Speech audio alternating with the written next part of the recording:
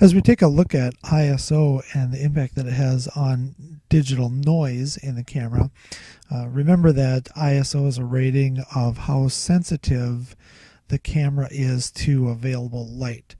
So if you have a scene where there is a lot of available light, you don't need your camera to be so sensitive, so you can keep that at a low sensitivity like ISO 100. If there is not a lot of available light, late at night photos or inside an arena, sometimes the available light is so low that you need to boost your camera up to about ISO 1600 just to be able to get a decent image. There is an impact, and the trade-off is what we call digital noise, or pixely or graininess of the image.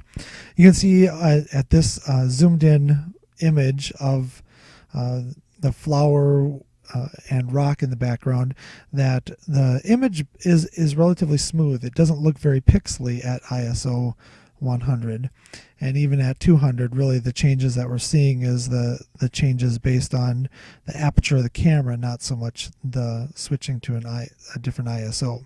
Same thing with ISO 400.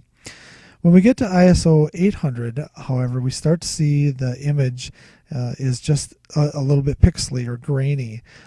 So the camera that I have, this ISO 800 setting, is about the ISO setting where my camera starts to see digital noise.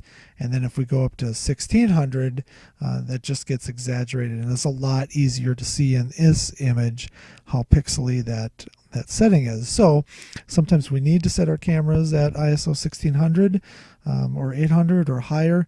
The trade-off though is getting some digital noise into that photo.